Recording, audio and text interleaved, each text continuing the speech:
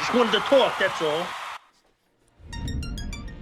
How's it going, everybody? Welcome back. Welcome back. Yankees kick off a series today with the Padres, weather permitting, expecting some rain in the Bronx over the next few days. I do have some good news if you're a fan of Yankees prospects. George Lombard Jr., who has been playing very, very well at High A, has been promoted to Double A. Reminder that he's just 19 years old, so I wouldn't expect him in the major leagues right away. I'd imagine that he's going to be at Double A for most of the rest of the season. But if he does tear it up at Double A, which a lot of people think he will, you might see him get to Triple A by the end of the year. And then he's going to have a real shot to be in the Yankees infield next season, whether it's at shortstop, whether it's at second base, whether it's at third base. I don't think they're going to move Anthony Volpe off of shortstop. Although a lot of people, myself included, have said for years that Volpe would probably be more equipped to be a second baseman, just given his body type, his arm strength. He does have some range, I think, up the middle. That would be a great combination. I know there's a lot of Jazz Chisholm fans out there. He is under contract next season. I don't think the Yankees are going to deal him. They like that left-handed power at Yankee Stadium. So we'll see how it all shakes out, but I'm excited to see how Lombard does at the next level. So in today's episode, I'm going to take a few voicemails, then we're going to run the sponsor, and then I've got about a 30-minute conversation with Kyle Glaser, who hosts Frazier Territory, and he's going to kind of fill us in on what we're looking at with this Padres series. We kind of go back on the state of the Yankees a little bit. It's a crossover episode, so it was kind of built to be applicable to his show as well, so he's going to be running this interview on Frazier Territory also. But it was a good conversation, so let's go ahead and get to the voicemails. We've got 4 voicemails this morning. Hello, Derek. This is Jay. I'm a big fan of your channel, what you do ever since getting back to NYY Recaps, which is now Pinstripe Territory. Hope you're doing well. And I hope this is shown in your next video or live stream. Your wish is but my I command. gotta say, man, this lineup, and the pitching, like let alone with Carrasco and Will Warren. How do you employ Carlos Carrasco in 2025? I mean, his nickname is Cookie. I mean, and he's living up to his nickname so far because all he does is give up cookies. Will Warren is just not ready. He's just not ready. I'd rather have maybe someone like, I don't know, maybe like Ben Hass, like you mentioned before, I guess, or just someone like. And by the way, I know you mentioned Lance Lynn in your live stream, but he's retired, so yeah, I saw that he's retired. I don't even know if I want Lance Lynn. But yeah, and it's not even that we lost, so it's just how we replaced him. I know Bellinger went deep, but he's still hitting 202. He's been awful. How is Cody Bellinger, who's not even his 30 yet, already washed? Cody Bellinger is 29 years old, and he's washed. I mean, my God. I don't know what the hell Cashman was doing this offseason to help with this offense and the pitching. I mean, granted, we did not think Cole would get Tommy John surgery, but yeah, this has been awful, and, and Devin Williams has been an absolute train wreck as a closer. Luke Weaver is a closer, in my opinion. Obviously, he's done a great job at that, but yeah, they got to get it together because San Diego is not going to be easy for you. Appreciate it. Yeah, so looking at Cody Bellinger, I disagree with the assertion that he is washed. He's off to a slow start, for sure. But you look at the defensive value, you look at the speed, he's still a good baseball player. He's just off to a bit of a slow start offensively. Doesn't have a ton of hits yet. He's only got 22 hits in his first 110 at-bats. He has hit 4 home runs. He's not the same kind of power hitter that he once was. He had 18 last year. I think you sign up for 20 to 25 this year, but you want better than a 200 average and definitely better than a 276 on-base percentage when you consider that he's making over $20 million per year. The bat speed is down. It's in the 29th percentile, not what you want. But he's been pretty good at avoiding strikeouts. He's in the 55th percentile. He's been decent at drawing walks. You just want him to put together a good streak and get feeling good, and hopefully he can regain that momentum that he had during spring training. Now, I talked to somebody on Twitter, or X, whatever you want to call it these days, about Bellinger's spring training, and they said, well, you can pretty much discount anything you see in spring training. And I'm familiar with spring training. I mean, I think you can discount all stats that you see in spring training, but just using your eye test in spring, he looked athletic. His swing looked shorter than it is now. It looks like it's gotten loopy. Maybe pitchers are pitching him a little bit differently. But, from what I saw a guy who looked like he was going to have a big year and maybe left it in Tampa a little bit. And now he's slumping at the wrong time. But, as the weather heats up, maybe so does Bellinger. We've got a couple of calls here about Aaron Boone. Derek, I've called your line multiple times and you played some of my voicemails, but I've called several times to make the same point, and I'll continue to make it until it's not true anymore. The Yankees will never win a World Series with Aaron Boone as the manager. He cost them games all the time. It was obvious in the playoffs. It was obvious during the regular season last year and the year before when he kept insisting on keeping Holmes as the closer, and it cost us all those games. And this year, today's game was just a perfect example.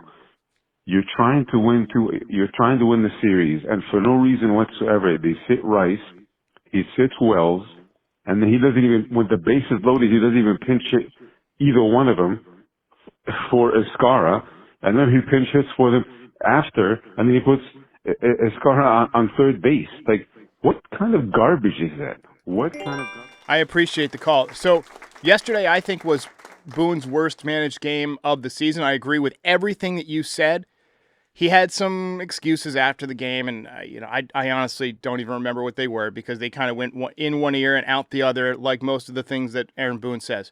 I've never been a huge Boone guy, but I also think that the Yankees could win the World Series with Boone as a manager. It comes down to how everyone plays on the field. If you get great pitching and you get timely hitting, anyone can beat anyone on any given day. My qualm has been more with his management of the bullpen, lighter in big spots, sticking with Holmes way too long last year. And then, I'm glad that he saw the light and got Devin Williams out of there in April this year, or whether it was early May. I can't remember the exact day that the decision was made. But getting Williams out of that closer role and letting Luke Weaver take back over, I think, was a positive move. But you're right. He's got his problems as a manager, and they need to be addressed. What's going on, Derek? Calling in for the Monday morning voicemail show. I'm not usually one to get on Boone that much. I know he has his flaws, but this series here, specifically Game 3 against the Rays, JC Escara bases loaded late in the game. I don't know where Austin Wells is there. I'm not too sure why they don't pinch hit him. And then they pinch hit Ben Rice for Oswaldo after, and then that just messes things up and makes Escara have to go to third base. Like, what? I'm just so confused why Rice wasn't in that game. Yeah, 100%. That was a move that perplexed a lot of people yesterday. JC Escara playing third base? What? I don't know. Sometimes I feel like these moves aren't very thought out. Hey, Derek, Connor from New Jersey again. I don't know if you saw my comment on your YouTube video last night, your podcast, but my God, you were absolutely correct about Will Warren and cooked Carrasco. They need to go. If the organization doesn't get rid of them, just use them as mop-up, blowout, long relievers at this point. Warren is another bust. Carrasco has been finished for like 5 years now. I mean, I don't know. For a team that raves about being a class organization and only obtaining the best, it seems like the last couple of years they get complacent with has-beens. Josh Donaldson, Carrasco now. I mean, DJ LeMahieu, after he got his big contract, has been awful. Like, I don't know what we're going to do, but if I were them, I would call the Marlins right now. Say, listen, you traded Relive last year early in the season. Please do the same with us for Alcantara. We'll give up literally anything right now. I don't think that they're going to give up anything. I think that's the problem. There's a lot of teams that want Alcantara. I think they'd have better luck going after somebody who's maybe not as sought after because he doesn't have quite the fastball that Alcantara has. I think Pablo Lopez is the guy. Our friend TK suggested bringing Luis Severino back. I don't hate that move. He's pitched in New York before. He obviously liked it there. I don't know that the Yankees want to bring him back. I feel like there was some things, with how some of his injuries went and how his recovery was slow, and he wasn't necessarily 100% forthright with them on some things. I think that kind of created a sour taste in the Yankees' mouth, but you're right. We need pitching. Can't keep running Carrasco out there. Can't keep running Warren out there. And I don't know what the solution is right now, but it's got to be something. All right, so we're going to have a quick 1-minute ad, and then I'll be back with the conversation with Kyle. It lasts about 30 minutes, and then we'll be back after the game tonight. If you want to be bougie and have your own personal shopper, Hungryroot is actually the spot, and you can do it at an affordable price. Yeah, without a doubt. And especially with my busy schedule with kids on the run all the time, baseball, gymnastics, I need a source that's going to get me going and my kids as well. So I'll pop in an easy chicken parm or grilled chicken, put it in a nice container, get it to go, and the kids are excited, and they're full, and they're nutritional, and it's ready to rock for their games. There will be snacks that you have never heard of that you will immediately fall in love with. They will pick them out for you if you want. Obviously, you can go on there. You pick all of your preferences. Hungryroot gets the job done. Okay, FT fam? We love Hungryroot. Take advantage of this exclusive offer for a limited time. 40% off your first box plus a free item in every box for life at hungryroot.com/FT. That's code FT. hungryroot.com/FT. Code FT for 40% off your first box and a free item of your choice for life. The code is simple. It's 2 letters, FT. All right, so Kyle, tell me a little bit about this gauntlet that the Yankees are going to have to go through the next few days. Obviously, you guys are in a very tough division, but holding your own. And Michael King, we're very familiar with him. I see Dylan Cease is pitching in this series. Nick Pavetta's off to a good start. I see the MVP possible season here for Tatis. So kind of catch me up on how everybody's doing. Look, the Padres are rolling right now. They've won 5 straight. They swept their last 2 series against the Giants and Pirates. And for the most part this season, it's been the same story of just utter dominance from the pitching staff and the offense doing enough to score and just help give these guys enough support. They don't need a lot with how good the starting rotation and especially the bullpen has been. Fernando Tatis Jr. is playing at an MVP level. And what we've seen from him this year is he's just improved as a pure hitter. He's always been exciting with power, speed, great defense in right field, but he made an adjustment to move a little bit further back in the box, and just that extra fraction of a second, that's helping him track pitches deeper. His pitch recognition has improved. He's able to, really lay off some of the same pitches he used to chase out of the zone. And he's been hitting 340, 350 pretty much the entire year so far. And we're not seeing him chase it was the secondary stuff off the edges of the plate. So you take a superstar who's cut his strikeout rate, increased his walk rate. He's been really the heart and soul of this team offensively. And as I mentioned, the pitching staff, the bullpen especially, has been dominant. That's been their formula. Score 4 or 5 runs a game, hand it over to the bullpen, and they'll take care of the rest. How's Michael King looked, our old friend? Obviously, we call that the Trent Grisham trade now, by the way. I wasn't sure if you're familiar with that. We call that the Trent Grisham trade because Grisham's tearing the cover off the ball. And Soto's no longer a part of the team, obviously. But yeah, what can we look forward to from Mr. King? Michael King has been utterly dominant. Again, Juan Soto did everything the Yankees wanted and more last year. As you mentioned, Trent Grisham's tearing the cover off the ball, but Padres fans don't in any way, shape, or form, or the Padres organization for that matter, doesn't feel in any way, shape, or form like they lost out just because Michael King has been so good for them since he came over. He's really pitched like a number 1. He was top 10 in NL Cy Young Award voting last year, and he's doing the same thing again this year, pitching with a sub-3 ERA. The biggest thing with Michael King is just he's got all his stuff moving exactly how he wants it. You'll remember from his days with the Yankees, there's a lot of natural movement, a lot of natural sink, then you come back with that slider. But everything right now, nothing is straight, and it's really confounding batters. His arsenal from top to bottom has been good. He's got a 4-seamer that's moving well at the top of the zone. His change has been really good at the bottom of the zone. He's got pitches that can move northwest, east, south, and hitters have been confounded. As long as he's in the strike zone, which he is more often than not, he's dominating. And what's been impressive with him, too, is we've seen him have some really efficient outings. He pitched his first career complete game a few weeks ago against the Rockies. He's been pitching deeper, 7th innings, etc. He has really taken the next step and transformed himself into a bona fide ace. He's showing last year was not a fluke. Is there Any chance that you guys re-sign him? I mean, is there anything in the wind out there? I mean, I know that he wants to hit free agency. We see what pitchers get paid these days. Speaking of which, we got to talk about Nick Pavetta's contract because that guy is looking like a deal right now. Yeah. But is there any chance that he re-ups with the Padres from what you're hearing? There's always a chance. He did sign a deal for this year that includes a mutual option for next year. That said, with the way he's pitching, he is going to get paid like an ace. We're talking that $200 million contract range if he keeps doing what he's doing. So in all likelihood, he will opt out after this year, and then it's going to be up to the Padres to present him with a package that is comparable to what other teams are offering him. But the level he has attained is now a guy that he should test the market and likely will test the market, and he's going to get a lot of money on the market. Tell me about Pivetta. He's obviously getting the ball in game one. I saw the 4-year, $55 million deal. There was a time when 4 years and $55 million was considered a lot of money. I know that may seem strange to some people, but in today's market, I mean, that's a pretty good deal for a starting pitcher who is 5-1 with a 1.78 ERA through 6 starts. He's got more than a strikeout per inning, 39 strikeouts and 35 1/3. I haven't had a chance to watch him pitch yet this year. What am I in for?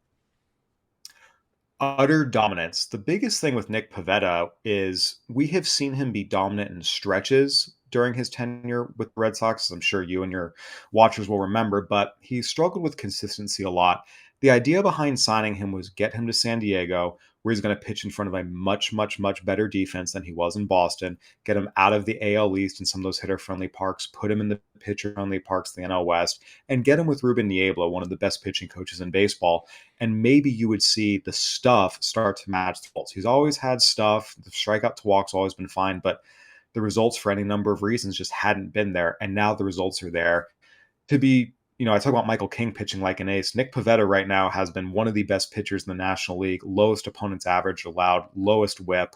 He has been just utterly dominant in every way. And look, it's the fastball, it's the curveball, but more than anything, it's the consistency. We would see outings where he'd be, cruising along and then he'd leave 2 high fastballs over the heart of the plate and they'd get crushed for long home runs. He's not doing that anymore. So really we are seeing the best version of Nick Pivetta. And with that, we are seeing a true ace. He's fiery on the mound. He has a lot of emotion out there, but it's all positive emotion. He's not letting it overwhelm him anymore either. I think right now you talk about a Michael King, Nick Pivetta 1-2, as crazy as it sounds considering how strong some of the pitching duos in the National League are. Right now, statistically, that's the best 1-2 starting pitching duo in the NL, and they're doing it pretty consistently. So in terms of the pitching matchups in this series, the one that stands out to me for the Yankees that's having the best chance is actually Max Fried versus Dylan Cease in Game 3. I don't know if you had a chance to watch Fried this year. He's been lights out. He's off to one of the best starts I've ever seen of a Yankees free agent pitcher. Usually there's some kind of adjustment period, but this guy stepped in and just has not messed around at all. What's up with Dylan Cease? I see a 5.61 ERA and 1-2 record. He's still got the strikeout numbers, but I see 15 walks, which is probably too many for 33 and 2/3 innings pitched. But is that pretty much it? The control?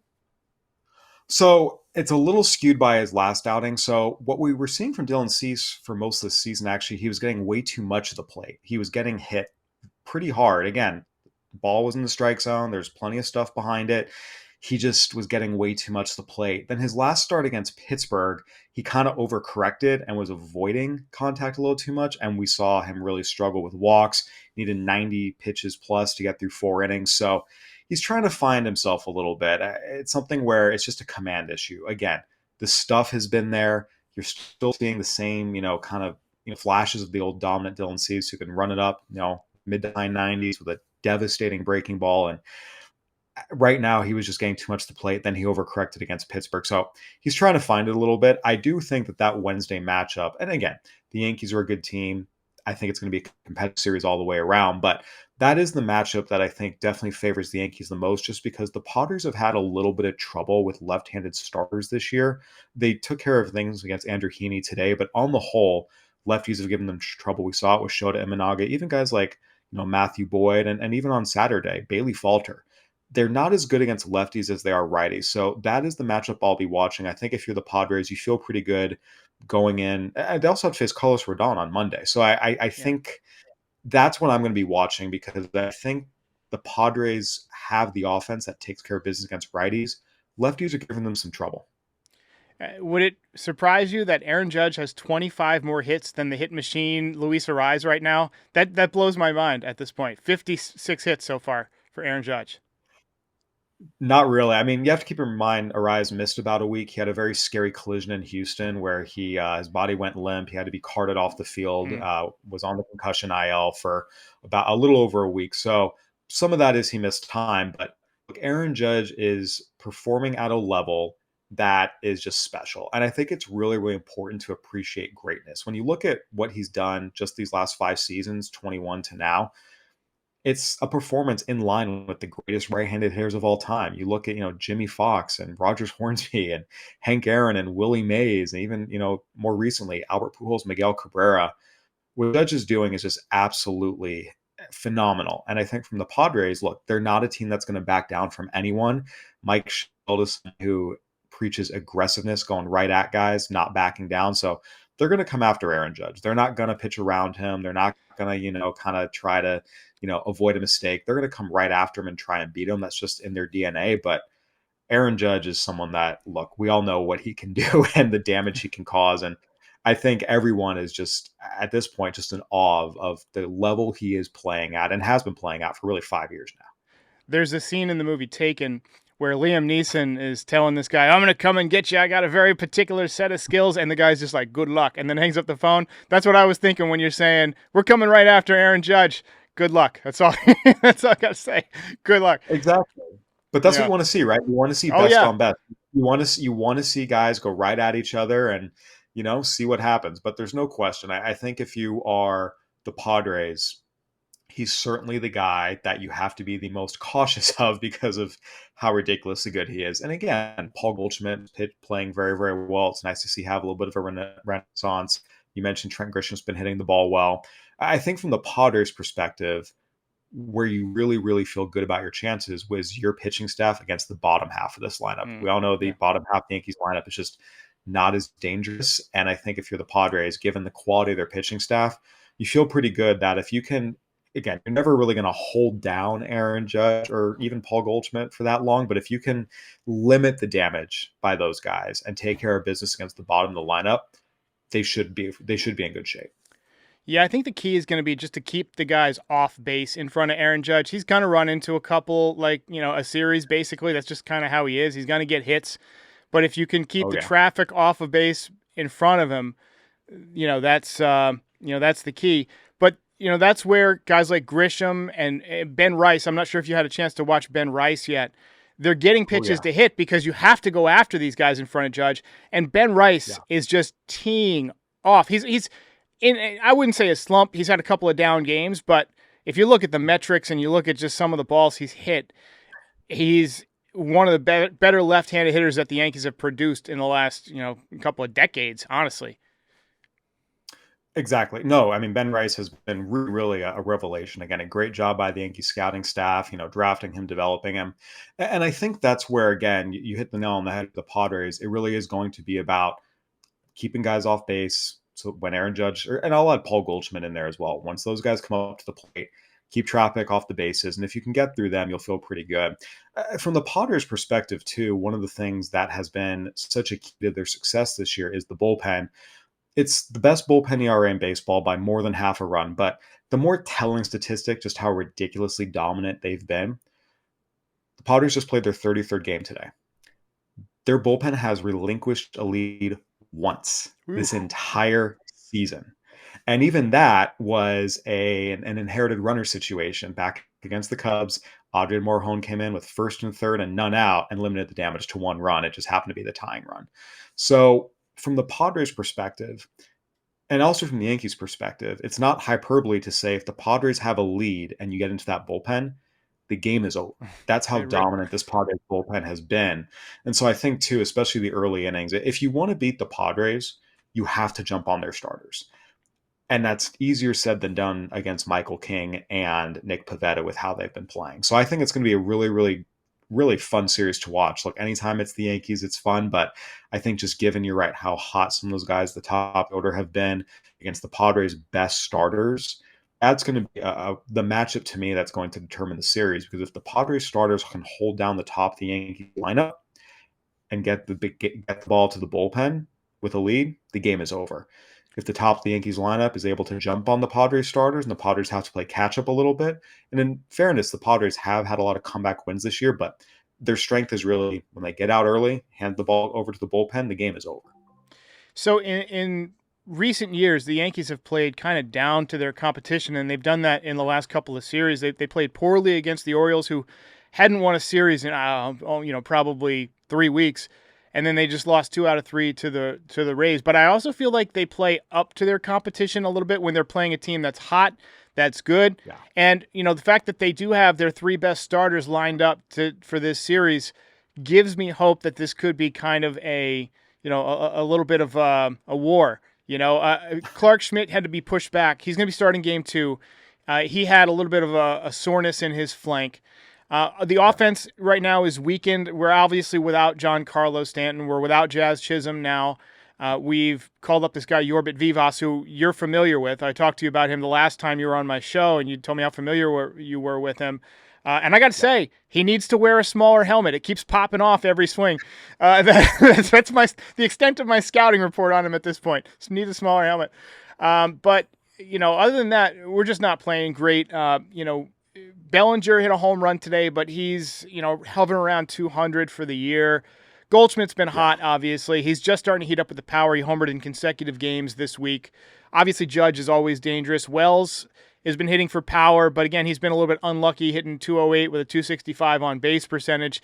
He hit a couple of balls when they played down there in Tampa that got knocked down by the wind, where if you look at like the exit velocity and the launch angle, they're gone 99% of the time, and they both got knocked down by the wind. Dominguez, if you guys have a lefty, throw him against Dominguez because he's about, 2 for 35. But from the left side, he's dangerous. He hit one off the wall today. He's got a great eye from both sides of the plate, but he's just a more dangerous hitter from the left side. I feel like the bat path is a little work in progress from the right side. And Volpe is out right now. He's day-to-day. He had a shoulder issue. Kind of came down hard diving for a ball yesterday. He grimaced. I got flashbacks of when Derek Jeter hurt his shoulder in Toronto that one year. Do you remember that on opening day? I do. Yeah. I had flashbacks, but sounds like he's going to be okay. MRI came out clean. And the bullpen, obviously, a little bit up or down. Devin Williams had to be removed from the closer role, but Luke Weaver, if we get a lead late in the game, I feel like he's pretty locked down. Fernando Cruz, I'm sure you're familiar with him in the National League, strikeout machine. Yep. I feel like under Matt Blake, he's gotten even better. Like somehow, I've seen some of the weirdest swings from major league hitters on his splitter. I mean, he makes good hitters look goofy when his splitter is working. Probably won't see much of Mark Leiter. He has not been pitching well. Ryan Yarbrough pitched 4 innings in a spot start the other day, so I'm not sure. He may be later in the series he gets into a game. Ian Hamilton has put up good numbers, but they're kind of easing him in because he's had some injury issues. So that's kind of the state of the Yanks right now. Is there anything that you kind of want the scouting report of somebody who's unfortunately watched every inning this year? Well, I think really what it's going to come down to for the Padres is, and you can speak to this a little bit, is really the left-handed starters. As I mentioned, that is something that has given them trouble. Max Fried has been exceptional this year, and that's no surprise, just in the sense that he's been exceptional for years and years and years and years. And by the way, original Padres draft pick, one of the more regrettable trades of the AJ Preller era. But I think the Carlos Rodon matchup in the opener is going to be really, really interesting to watch, just because this will be the Padres' 3rd straight game facing a lefty starter. Bailey Falter on Saturday, Andrew Heaney, of course, on Sunday, and now Carlos Rodon. And the reason the Padres have struggled a little more against left-handed starters, and this seems like a very minor problem in the grand scheme of things, but it is something, their right-handed platoon options are just less talented than their left-handed platoon options. It's kind of a harsh way to say it, but it's the truth. And they're still trying to figure some things out. They recently DFA'd Yuli Gurriel because he wasn't getting the job done as the right-handed side of a DH platoon. They brought up Luis Campusano, but they're much better when Gavin Sheets is in the lineup as their left DH. So I'd be curious to get your thoughts on Carlos Rodon, what you're seeing from him this year, because we all know when he's on, he's one of the best pitchers in baseball, but he's not always on. Yeah, he's one of these guys that if he controls his emotions, I feel like he does a better job. He comes out, like a bull in a china shop, right? And a lot of times 2 innings, 3 innings into the game, he's got 7 strikeouts, and you're looking up and he's set down 9, 10, 11 in a row. But then it falls off quick because I feel like once he loses that energy, he can kind of fall off a little bit. Now, something he's done this year that I'm not sure how much of this has infiltrated the baseball world at large, he's throwing a much different pitch mix. He's throwing a lot more changeups and a lot more sinkers. And so he's had some more efficient outings recently. He went 7 shutty a couple of games ago. Last time out, 6 innings, 2 runs. And I feel like he's maybe pitching to contact a little bit more, which is interesting because he's still getting a ton of strikeouts. What pitching backwards a little bit, throwing the breaking balls early and the sinkers and stuff early in the count has allowed him to do is to use that high fastball later in the count instead of just going high fastball for the whole at bat and hoping that you eventually win, right? It's like that boxer that gets in there and just throws bombs every and then just hope you eventually knock the guy out before you run out of gas. That's kind of been his strategy, but the last couple of times out, he's taken more of like the boxer's approach, a couple of jabs early, maybe go for the uppercut when you got the right spot. I feel like at times he loses focus with men on base and tries to maybe overthink the room a little bit instead of going with his best pitch. And he's given up a couple of 3-run home runs earlier this year on maybe his 3rd best pitch or his 4th best pitch in big situations in tight games. Now, if you get him a lead, he tends to just cruise because he can go fastball, cutter, sinker. He doesn't have to throw the changeup as much. He doesn't have to throw the curveball as much. He can spot it to just kind of keep guys off balance. But what I'm really liking from him is that he has shown some resilience. A lot of guys, once they take that initial hit in New York and they have a rough start like he did in that first season, his ERA was almost a touchdown. The last couple of years, he's gotten better, right? His metrics have gotten better. His numbers overall have gotten better.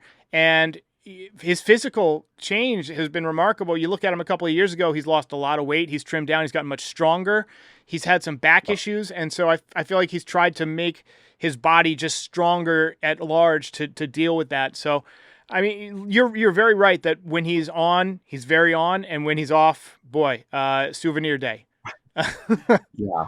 By the way, everything you're saying has been the scouting report on him since he was in high school. During my days at Baseball America, he preceded me there, but because he was a North Carolina State kid, went to high school in North Carolina, and the VA offices are located in North Carolina, there was always a lot of conversation about him. And that's been true since high school, that 1, he pitches with a lot of emotion, and 2, he has unwavering confidence in himself. Sometimes you could say irrational confidence in himself, but you need that sometimes when you get bombed and give up an ERA, like you mentioned, up around 7 your first year in New York, and you can start thinking to yourself, man, I suck. But that was never going to be him. He was always going to believe, no, I'm freaking amazing and I'll figure this out, which to his credit, he has to a degree.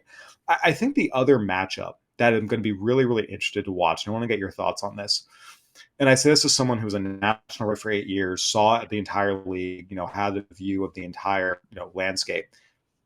For so many of the years, the Yankees have just been atrocious with defensive fundamentals. Their situational awareness defensively, their footwork, again, throwing to the wrong bases, not covering bases. Everything we saw in Game 5 of the World Series last year was no surprise to anyone who'd been watching this team for years. I really think the Yankees organization needs to completely overhaul how they're teaching defense and get these guys on the field more and away from the iPads. It's not hard to see the teams that spend way too much time looking at the computer screen and not enough time on the field perfecting their craft. And that's been the Yankees for years. It's been a little bit better this year, but where this matchup becomes really interesting to me, we talked a lot about the Padres pitching staff, how they're utterly dominant. If the bullpen gets a lead, the game is over. The Padres offense is very much a contact, speed, try to keep constant pressure on the opponent type of offense. They don't hit a lot of home runs. What they're doing is making consistent contact, rolling out, again, single to the right side, single to the left side, single up the middle, double down the line, just constantly wearing pitchers down. They've been great hitting with 2 outs this season. They're second in the majors in both batting average and OPS, 2 outs. And they exhaust opposing pitchers and they exhaust opposing defenses constantly. Everything's in motion. As I mentioned, just single, double, single. And then once they do get on base, it's a lot of first to third, a lot of second to home, stealing bases, aggressive reads in the dirt. We saw Fernando Tatis Jr. on Saturday, a wild pitch that barely got away from Joey Bart, made an aggressive read, came home, slid in head first for the go-ahead run. And what the Padres' philosophy is if we play aggressive and go right after you and keep the constant pressure on the base paths and in the batter's box, eventually defenses are going to falter. They're going to make a mistake, and when they do, the Padres kick the door down. We've seen a lot of 4 or 5 run innings. Sometimes it starts with an infield single just because the shortstop is a little too slow or too casual, making what should be a routine play. How do you feel like the Yankees defense has improved this year? Because the numbers are better, but I actually think that's a matchup where the Padres offensive strengths match up really well against, frankly, the Yankees defensive sloppiness we've seen in recent years. Well, Gleyber Torres isn't on the team anymore, and he was a big problem at second base. It was awful to watch. Yeah, at shortstop, it was hard to watch. Yeah, and didn't get any better when they moved him back to second. Jazz was solid, I think, at second base. Occasionally he would try to make the uber athletic play that was maybe ill-advised, jumping and throwing when he didn't necessarily need to, when the play was to hang on to the ball. Volpe has kicked a couple of balls in big situations lately, but generally he's pretty reliable. I think Goldschmidt has been great at first base. That's an improvement there.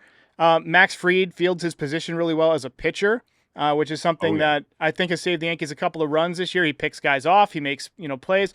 What we've seen from Judge going back to right field is just a much more range, much better arm than we saw from Juan Soto out there. And then you plug Bellinger in center field, or Grisham. You know about Grisham. He's the smoothest center fielder that I've seen in years. I love just the way he drifts to the ball. Sometimes a little too casual, but yes. Bellinger, he takes great routes. The one issue that's kind of scary is Dominguez out there in left field. He's still learning. He's shown improvement. It's not as bad as it was last year, but there was a ball today he probably could have caught, didn't catch. You'll see guys miss cutoff men a lot because you see guys trying to make the hero throw. I hate that. Third base, it depends on who's playing. Oswaldo Cabrera can launch he's almost killed the mayor's kid in the third row a few times with some of his throws. But Peraza, if he's over there at third, I feel like he's an elite defender. That really depends on if Volpe's back in there, because he filled in for Volpe today at short. Vivas, I haven't seen enough of at second base to really know. And he's been kind of filling in for Chisholm. I think he's gotten maybe two ground balls in the first 3 games. Austin Wells, you can run on him. The Rays stole 10 bags off of him yesterday. I'm not sure if you saw that, but it was an embarrassment. And look, he's a guy who he was drafted. There was a lot of comments about how he needs to improve as a catcher, and his arm wasn't that strong. But all you saw for the first year plus of his major league play was that he had improved and he had gotten better. And I still think he's an excellent framer, but he's slow to get rid of the ball, and a lot of times he misses high and arm side. You see him sometimes try and get rid of it quicker by just kind of one knee and side arming it to second base, and that usually leads to a wide throw as well. So he can be stolen on. But in terms of their base running, the fundamentals of their base running, I feel like it's improved drastically. Dominguez is a plus base runner. Bellinger is a good base runner, good baseball player in general. Isn't hitting a lot, but he runs the base as well. Goldschmidt, more of a station-to-station guy, but he doesn't make the stupid mistake, right? Rizzo, not to say anything bad about Rizzo, but he thought he was faster than he was. He would take off. I was like, what are you doing? You get thrown out by 10 feet. And I feel like Juan Soto had the same problem, and Gleyber Torres was an abomination of a base runner. So just having those 3 guys off the team has improved our base running in a kind of an addition by subtraction way. And I do feel like the defense is better, but there are still some moments like Volpe, when he makes errors, tends to be in a big spot, unfortunately. He's like the anti-Jeter in that way. Kind of, folds in the big moment. And Dominguez, it really depends on, the difficulty of the play. He'll make the routine play now. The degree of difficulty, those balls that are slicing, maybe hit right at him over his head, the routes are still not great. So ultimately, I think it's going to come down to, can the Yankees find a way to hit Pivetta and King enough to make that not be a factor. Their game plan seems to be not necessarily to play great defense, but to position really well. using the analytics and things like that. Hope that they hit it right at your guys, and then hope you put a couple of balls in the seats. That seems to be the Yankees' game plan.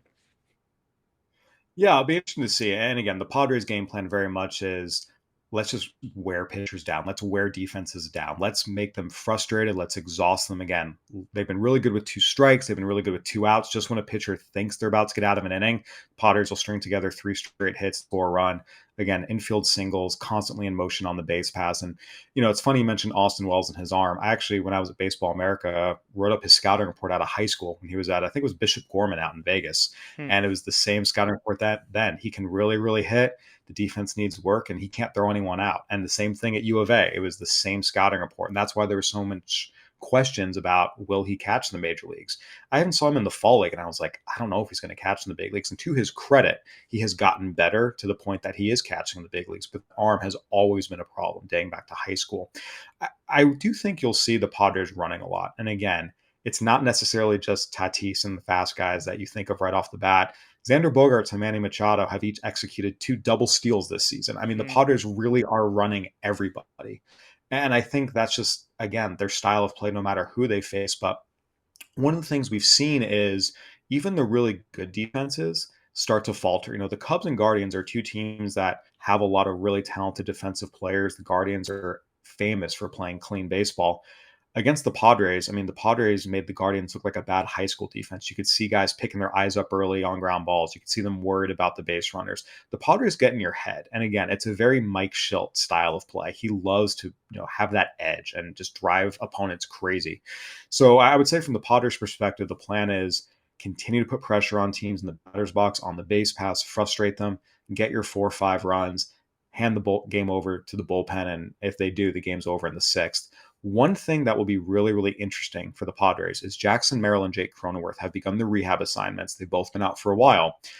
If Jackson Merrill comes back, that takes this Padres offense, which early in the season was scoring 7, 8, 9 runs a game. Then after losing Merrill, Cronenworth, and Arias, was scoring 1 or 2 runs a game.